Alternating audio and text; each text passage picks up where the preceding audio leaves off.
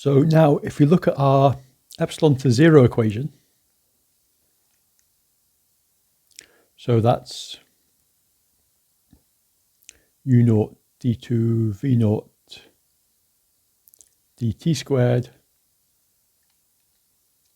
plus u naught v naught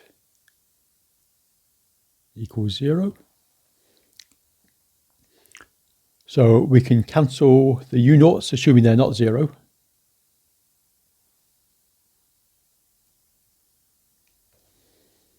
And we have an equation with general solution v naught equals a cos t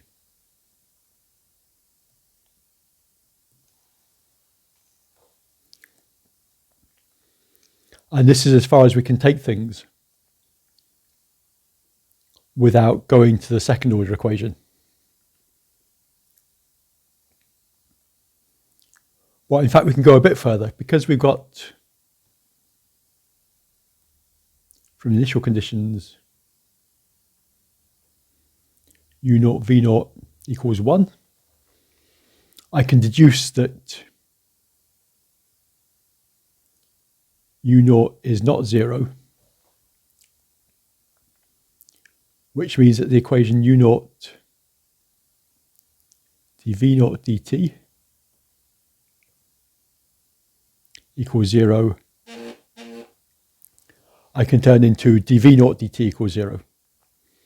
So if we take our v naught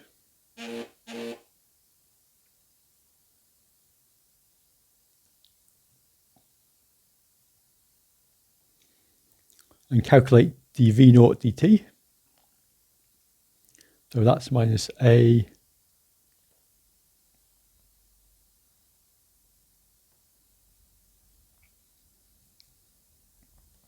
sine t plus b cos t.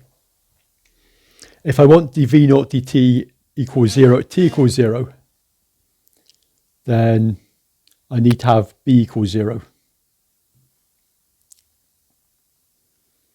So in fact, v naught is just going to be a cos t and dv naught dt is minus a sine t. Now, in order to find out what u naught is, I'm going to have to go to the first order term and see what I need to do to eliminate secular terms. So my first order equation is this one here,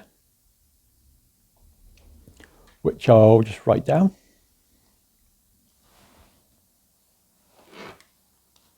I have to put my phone somewhere where it can't buzz quite so noisily.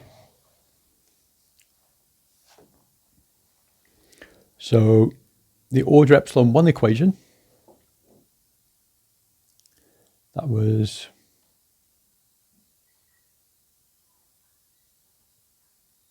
u1 d2v1 dt squared plus u1 v1 minus 2 du naught d tau plus u naught dv naught dt.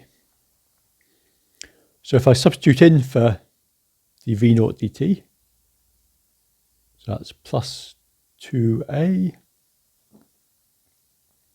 du naught d tau. Oops, sorry. That bracket only applies there. So let's try again with this. So that's going to be plus a 2 du0 d tau plus u0 times sine t.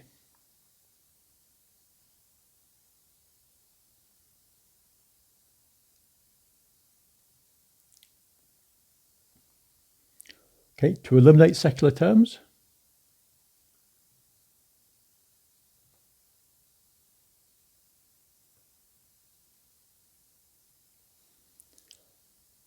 The coefficient of sine t on the right hand side must vanish.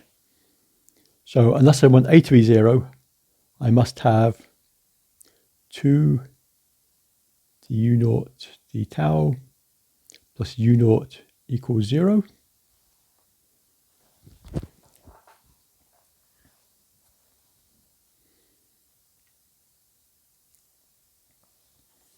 And this has solution u naught is some constant of integration e to the minus tau on 2. So I've got an expression for u naught and v naught.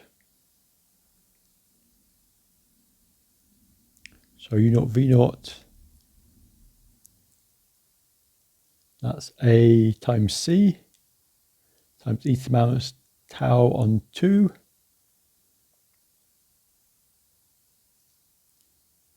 cos of t. And if you remember, I've still got to use my initial condition, which is that at t equals tau equals 0, u naught v naught equals 1. In other words, a times c is 1.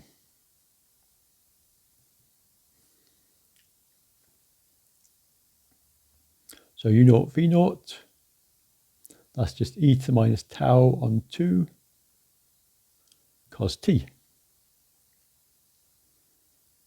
So my asymptotic approximation for y, that's just e to the minus, and now I'm going to substitute for tau, e to the epsilon t on 2 times cos t, and this is valid as epsilon approaches 0.